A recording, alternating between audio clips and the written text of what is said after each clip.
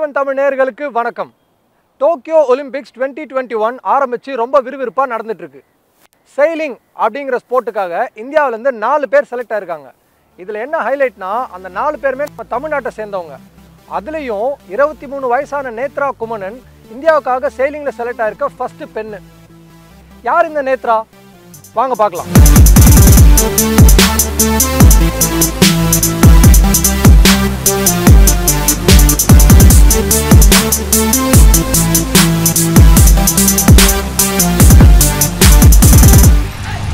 நேத்ரா குமணன் 23 வயசான இவங்க செயிலிங் அதாவது பாய்மரப்படகு போட்டி இதுல லேசர் ரேடியல் பிரிவில் கலந்துக்கிறாங்க. இந்தியாவிலேருந்து செயிலிங்காக விளையாடுற முதல் பெண் இவங்க அப்படிங்கிறதுனால நம்ம எல்லாருக்குமே இது பெருமைப்பட வேண்டிய விஷயம் தான்.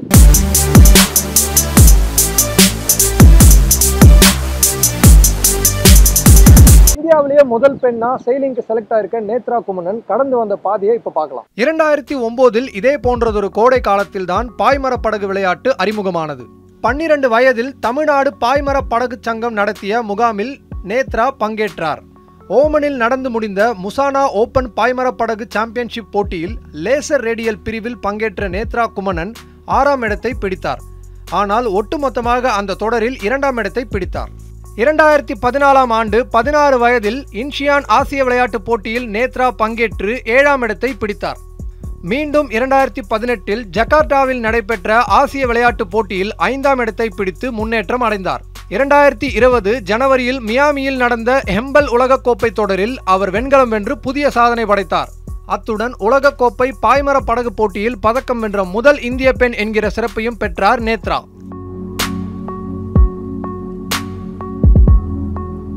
இப்போ தமிழ்நாடு செயிலிங் அசோசியேஷனோட பிரசிடென்ட் மிஸ்டர் அசோக் தக்கர் நேத்ராவை பற்றி நமக்கு தெரியாத பல இன்ட்ரெஸ்டிங்கான ஃபேக்ட்ஸை சொல்கிறாரு.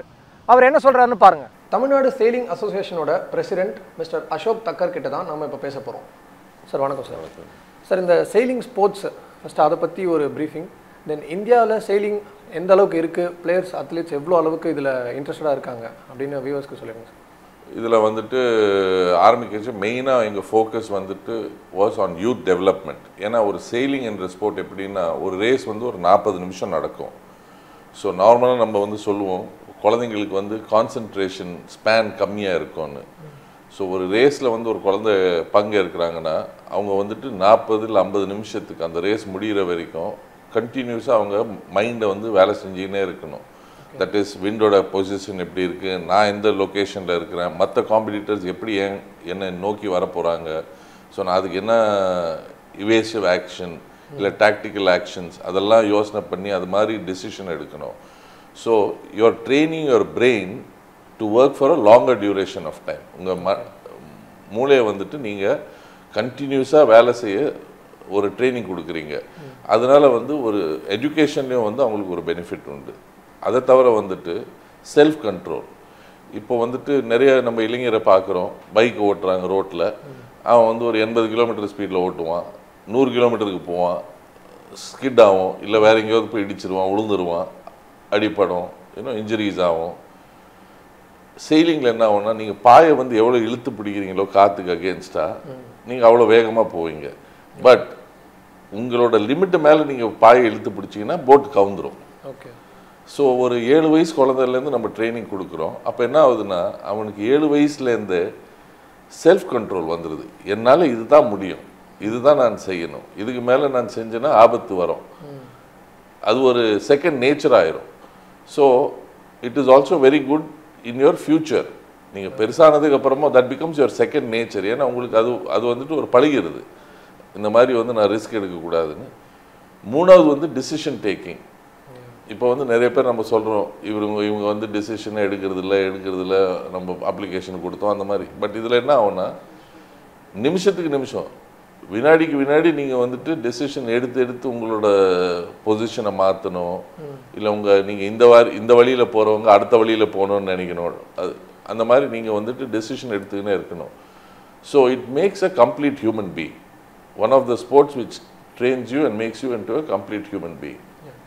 முக்கியமாக எங்களோட கோரிக்கை என்னென்னா இப்போ இளைஞர்கள் வந்து நீங்கள் ஜாஸ்தி பார்த்தீங்கன்னா இப்போது இன்டர்நெட், கம்ப்யூட்டர், அண்ட் இப்போ வந்து நிறைய ஸ்டடீஸ் வருது that internet and computer games விளையாடுறவங்க ஈஸிலி கெட்டிங் இன்டு டிப்ரெஷன். முதல்ல நாங்கள்லாம் வளர்றச்ச வி வேர் ஆல் இந்த பிளே கிரவுண்ட்ஸ். ஸ்கூல்லேயும் நிறைய பிளே கிரவுண்ட்ஸ் இருந்தது, கார்பரேஷன்லேயும் நிறைய பிளே கிரவுண்ட்ஸ் இருந்தது. ஸோ அந்த மாதிரி நம்மலாம் வந்து பிளே கிரவுண்ட்ஸில் இல்லை ஏதாவது ஒரு கேமை விளையாடணும். Whether it was gilli or whether it was goli or whether it was something cycling or something, all that had reduced. Again, now people have realized that outdoor sports is important. So again, நீங்கள் பார்த்தீங்கன்னா இப்போ cycling நிறைய பேர் முதியோர்கள் கூட cycling, நம்ம CM கூட cycling போனார். So it is an encouraging thing that outdoor activity, physical activity is a must.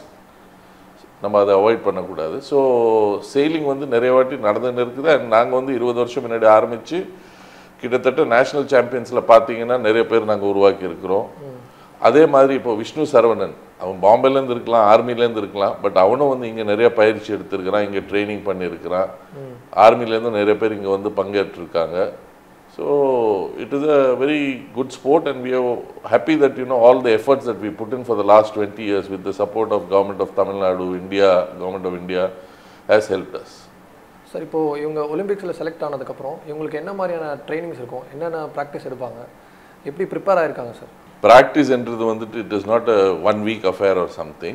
இது வந்து நாங்கள் தொடர்ச்சியாக வருஷ கணக்காக பண்ணிட்டு இருந்தாங்க. இன்ஃபேக்ட் கோவிட்னால வந்து சென்னை துறைமுகத்தில் தான் நாங்கள் நார்மலாக ப்ராக்டிஸ் பண்ணுவோம். அது வந்துட்டு எங்களுக்கு தடை ஏற்பட்டதுக்கப்புறம் இவங்க வந்து ராமேஸ்வரத்துக்கு போயிட்டாங்க. அண்ட் ராமேஸ்வரத்தில் போய் ஓப்பன் சீயில் இவங்க ப்ராக்டிஸ் பண்ணாங்க. ஓகே.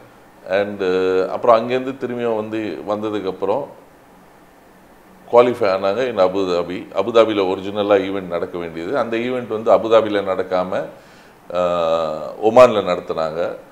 ஸோ அங்கே வந்து இவங்க வெற்றி பெற்றதுக்கப்புறம் குவாலிஃபை ஆனதுக்கப்புறம் அந்த இட் வாஸ் அ ஈவெண்ட், முசானா ஓப்பன்னு ஒரு ஈவெண்ட்டு. அதில் வந்து இவங்க ஃபஸ்ட்டு வந்ததுக்கப்புறம் தே ரெப்ரசன்டிங் ஏஷியா. ஏன்னா ஏஷியாவுக்கு வந்து ஒரே ஒரு இடம் உண்டு. ஸோ அந்த இடத்துல இவங்களுக்கு குவாலிஃபை ஆனதுக்கப்புறம் இவங்க வந்துட்டு போர்ச்சுகலுக்கு நாங்கள் போயிட்டு அங்கே ட்ரெயின் பண்ணோன்னு கவர்மெண்ட்டுக்கு எழுதினாங்க. ஸோ தமிழ்நாடு அரசும் மத்திய அரசும் இரண்டுமே வந்துட்டு அதுக்கு பண ஒதுக்கீடு பண்ணி இவங்களை ஒலிம்பிக் போடியம் ஸ்கீம்னு டாப் ஸ்கீமில் இவங்களை சேர்த்து அதுக்கான பணம் எல்லாம் கொடுத்து இவங்க விரும்பின கோச்சே வந்துட்டு இவங்களுக்கு தேர்வு செஞ்சு கொடுத்து இவங்களை வந்து அங்கே போய் செயிலிங்கில் ட்ரைனிங் எடுக்க வச்சாங்க. அதே மாதிரி லேசர் மற்ற எல்லா போட்டு கூட 2 போட்டு கூட அவங்க வந்துட்டு வேறு நாட்டுக்கு போய் ஸ்பெயினில் போய் அங்கே ட்ரைனிங் எடுத்தாங்க. சார், இப்போது நேத்ரா தான் வந்து இந்தியாவுக்காக செயிலிங்கில் செலக்ட் ஆகிருக்க ஃபர்ஸ்ட் உமன். ஸோ அவங்க செலக்ட் ஆனோடனே உங்களுக்கு ரியாக்ஷன் எப்படி இருந்தது?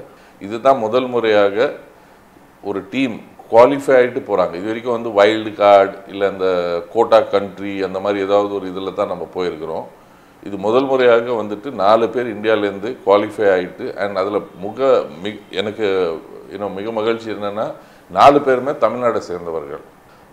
நேத்ரா வந்துட்டு நார்மலாக 7 வயசில் நாங்கள் ஆரம்பிப்போம், இல்லை 8 வயசு அந்த மாதிரி. அண்ட் ஒரு ஆப்டிமிஸ்ட் என்ற ஒரு படகுல தான் நாங்கள் முதல்ல போட்டிங்கில் வந்துட்டு வருவாங்க குழந்தைங்க. நேத்ரா வந்ததே 13 வயசில். அவள் வந்துட்டு வந்ததுலேருந்தே லேசர் போட்டில் தான் அவள் ட்ரைனிங்கே எடுத்தா. ஸோ அவளோட தம்பி வந்து ஆப்டிமிஸ்டில் இருந்தான், பட் அவள் வந்ததுலேருந்தே லேசரில் தான் ட்ரைனிங் எடுத்தா. அண்ட் இந்த கோவிட் அப்போ கூட வந்துட்டு அவள் என்ன ஆச்சு, இங்கே இந்தியாவுக்கு வந்தால் நான் ட்ரைனிங் எடுக்க முடியாதுன்னு சொல்லிட்டு ஸ்பெயின்லேயே கிட்டத்தட்ட 1 வருஷம் தங்கிட்டான். அண்ட் அங்கேயே ஃபுல்லாக ட்ரைனிங் எல்லாம் எடுத்து நல்லபடி ஆஃப்கோர்ஸ் குவாலிஃபை ஆகிருக்கிறா. அது வந்துட்டு எங்களுக்கு ரொம்ப சந்தோஷமான விஷயம். எங்களுக்கு மட்டும் இல்லை, தமிழ்நாடு செயிலிங் அசோசியேஷன் மெம்பர்ஸ்க்கு மட்டுமே இல்லை, பட் எங்கள் yachting association of India, national federation, Indian Olympic association எல்லாருக்குமே இது ஒரு மகிழ்ச்சியான விஷயம். சார், இப்போ நீங்கள் சொன்ன மாதிரி இந்தியாவுக்காக செயிலிங்கில் செலக்ட் ஆகிருக்க 4 பேருமே ஃப்ரம் தமிழ்நாடு. ஸோ அந்த 4 பேருக்கு நீங்கள் என்ன விஷயம் சொல்ல போகிறீங்க? அண்ட் அதில் வருண் தக்கர் உங்கள் சன், உங்களுக்கு எந்த அளவுக்கு சந்தோஷமாக இருந்தது? How you felt? நீங்கள் பார்த்தீங்கன்னா விஷ்ணு, வருண் எல்லாம் ஒரே ஏஜ் குரூப்பில் ஒன்றா செயிலிங் பண்ணி நிறைய காம்படிஷன்ஸில் ஒருத்தர் எதிர்த்து போட்டியிட்டவங்க. ஸோ இவங்க 4 பேருமே குவாலிஃபை ஆனது எங்களுக்கு மிக்க மகிழ்ச்சி. In fact not just for Varun, in fact being a father of Varun it is a disadvantage for Varun. ஏன்னா நிறைய பேர் நீங்கள் அப்பாவாக இருக்கிறதுனால உங்கள் பையனை சப்போர்ட் பண்ணுறீங்க. நேஷ்னல் ஃபெடரேஷன்லேயே என் மேலே எல்லாம் கம்ப்ளைண்ட் பண்ணுவாங்க, வருண் மேலே கம்ப்ளைண்ட் பண்ணுவாங்க. இதெல்லாம் it's a very common thing. But unfortunately, we forget that it is the talent which shows.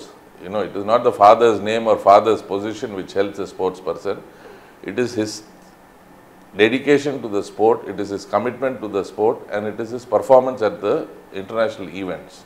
So where the father's name or father's presence or father's position does not help anyone. I am very happy, at the performance of Vishnu Saravanan, because ஒரு laser standard படகுல you have to be very strong, and இது வரைக்கும் வந்துட்டு நானே வந்துட்டு நினச்சது என்னென்னா லேசரில் வந்து நம்மளால் குவாலிஃபை பண்ணுறது ரொம்ப கஷ்டம்னு, which Vishnu has proved me wrong, and I am very happy about it. Same is with the case with நம்ம Nethra, who has qualified in a laser radial. இதுக்கு முன்னாடி வந்து ரோனி ராவ்னு ஒரு பெண்மணி இருந்தா, again she is from Tamil Nadu, who was one of the top in the earlier generation சொல்லலாம்.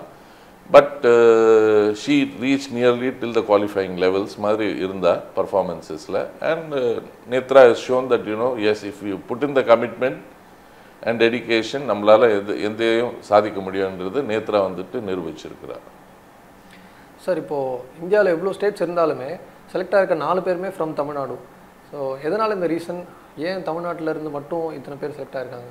Tamil Nadu sailing அசோசியேஷனில் நாங்கள் வந்து இளைஞரை யூத்தை எடுத்து யூத்லேருந்து அவங்களுக்கு ட்ரைனிங், தட் இஸ் படிப்படியாக ஒரு ஆப்டிமிஸ்ட் போட்டு, சின்ன போட்டு 7 வயசில், 13 வயசில் 29er என்ற படகு, அப்புறமா இல்லை லேசர் 4.7 என்ற படகு, அதுக்கு மேலே லேசர் ஸ்டாண்டர்ட் இல்லை ரேடியல் அண்ட் 49er. ஸோ நாங்கள் படிப்படியாக இவங்களுக்கு ட்ரைனிங் கொடுத்து எடுத்துன்னு போனதுனால என்ன ஆச்சுன்னா, தே நியூ எக்ஸாக்ட்லி ஒரு பாய்மரத்தை எப்படி நம்ம செலுத்தணுன்றது இவங்களுக்கு சின்ன வயசுலேருந்து அது வந்துட்டு ஒரு ரிஃப்ளெக்ஸ் ஆக்ஷன். இவங்க வந்து யோசனை பண்ணி பண்ணணும்னு இல்லை, இவங்க உடம்பே வந்து தானே அது என்ன அது கரெக்டாக பண்ணணுமோ அதை செஞ்சிடும். ஸோ அந்த லெவலுக்கு இவங்க வந்தாங்க. So that is one of the reasons. And second is the support from the government, both national and center was very good. Center and the state government has been very good. And நம்ம ஸ்டேட்டில் நீங்கள் பார்த்தீங்கன்னா முதல்ல வந்து champion development scheme மட்டும்தான் இருந்தது. இப்போ வந்து இன்னும் 2 ஸ்கீம் ஆட் பண்ணியிருக்கிறாங்க. That is elite sports person scheme and mission international medal ஸ்கீம்னு. ஸோ இதில் என்ன ஆகுதுன்னா, பேரண்ட்ஸ் மேலே இருந்த ஃபைனான்ஷியல் பர்டன்ஸ் வந்துட்டு குறைஞ்சிருச்சு. ஸோ ஒரு குழந்தை வந்துட்டு இப்போ ஒரு எந்த போட்டியாக வேணா இருக்கட்டும், டேபிள் டென்னிஸாக இருக்கட்டும், இல்லை ரன்னிங் அத்லெட்டிக்ஸாக இருக்கட்டும், என்ன வேணா இருக்கட்டும், அவன் நல்லா பர்ஃபார்ம் பண்ணுறான்னா state government is funding him.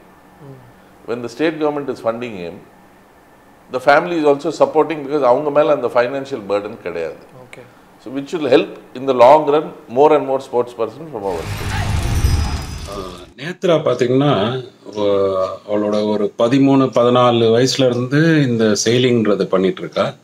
இந்த பாய்மரப்படகு ஓடுறதுன்ற இந்த விளையாட்டு இது எப்படி ஆரம்பித்தான்னு பார்த்தீங்கன்னா வந்து, பசங்க சின்னதாக இருந்தப்போ என்னன்னா, ஒவ்வொரு சம்மர்லேயும் வந்து இந்த summer camp, coaching classes, summer கிளாஸஸ்ன்னு சேர்த்து விட்டுட்டு இருந்தோம். அந்த வகையில் பார்த்திங்கன்னா நிறைய கற்றுக்கிட்டாங்க. அதாவது வந்து டென்னிஸு, பாஸ்கெட் பால், ஃபுட்பால், இந்த மாதிரி கேம்ஸ் எல்லாம். அது தவிர வந்து நேத்ரா வந்து பரதநாட்டியம் வந்து கிட்டத்தட்ட ஒரு 6-7 வருஷம் படிச்சுட்டு இருந்தா. அவளோட அப்போ குரு வந்து அலர்மேல் வள்ளின்றவங்க, ரொம்ப ஃபேமஸ் டான்ஸ் டீச்சர். அதுக்கப்புறம் வந்துட்டு கலரி, அது இல்லாமல் மவுண்டன் பைக்கிங், இந்த மாதிரி நிறைய இது பண்ணால். ஒரு சம்மரில் வந்துட்டு நாங்கள் ஒரு ஃப்ரெண்ட்ஸ் யாரோ ரெஃபர் பண்ணாங்க. சரி, சம்மர் கேம்ப் நடக்குது, செயிலிங் சம்மர் கேம்ப் நடக்குதுன்ட்டு இங்கே போர்ட்ரஸ்குள்ளே தமிழ்நாடு செயிலிங் அசோசியேஷன் இருக்கு, அவங்க நடத்திட்டு இருந்தாங்க. ஸோ வழக்கம் போல் நேத்ரா அப்புறம் அவளோட தம்பி நவீன் 2 பேரையும் வந்து அங்கே சேர்த்து விட்டோம். பசங்களுக்கு வந்து ரொம்ப இன்ட்ரெஸ்ட் வந்துருச்சு. என்ன எல்லாருக்குமே குழந்தைங்களுக்கு பார்த்திங்கன்னா தண்ணின்னா ரொம்ப பிரியமாக இருக்கும். அதுவும் பசங்களுக்கு வந்து படகுல தனியாக அவங்க கடலுக்குள்ளே வந்துட்டு படகை ஓட்டிக்கிட்டு ஜாலியாக அலை மேலே ஆடிக்கிட்டு சந்தோஷமாக இருக்கிறதுனால அவங்களுக்கு ரொம்ப பிடிச்சி போச்சு இந்த விளையாட்டு. ஸோ ரெகுலராக பண்ணிகிட்டு இருந்தாங்க. ஒவ்வொரு வாரம் வந்து வியாழக்கிழமை வெள்ளிக்கிழமை ஆச்சுன்னா சனிக்கிழமை செயிலிங் போனோம் அப்படின்னு ரெடி ஆகிட்டு இருப்பாங்க. ஸோ நல்ல இன்ட்ரெஸ்டோடு பண்ணாங்க.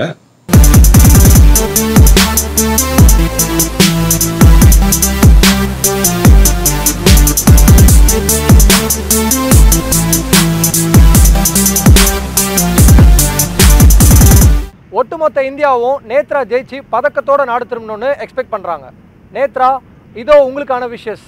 Dear Netra, on behalf of the entire sailing fraternity, not just from Tamil Nadu Sailing Association or Chennai and Tamil Nadu, but from all India and every sports loving person, we all wish you the very best.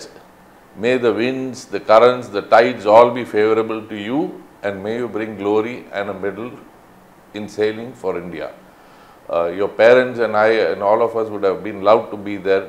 Owing to the COVID conditions, we are not able to be there to support you in person, but our hearts, minds and soul are with you in your competitions.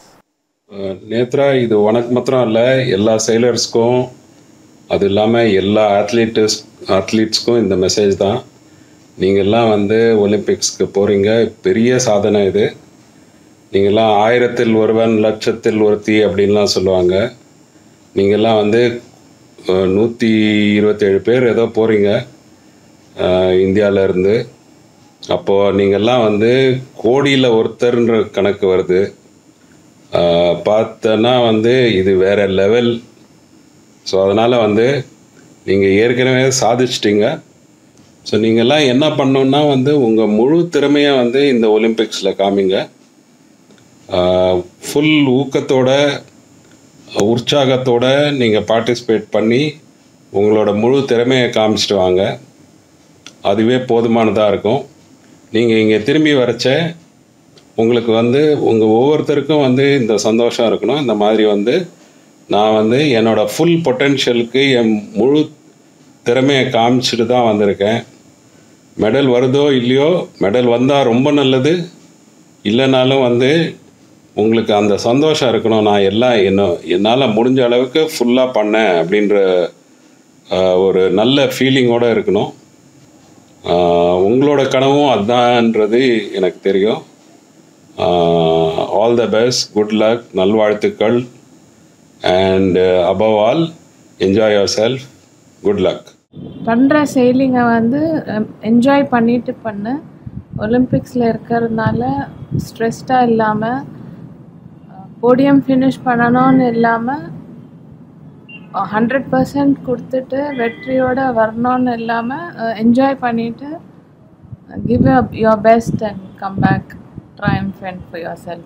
Corona லாக்டவுனில் online classes ஒரு பக்கம், ஸ்வீடனில் practice ஒரு பக்கம்னு full ஃபார்மில் இருக்காங்க நம்ம நேத்ரா. அவங்க எப்படியும் ஜெயிச்சு மெடலோட தான் இந்தியாவுக்கு திரும்புவாங்கன்னு எல்லாரும் எதிர்பார்க்குறாங்க.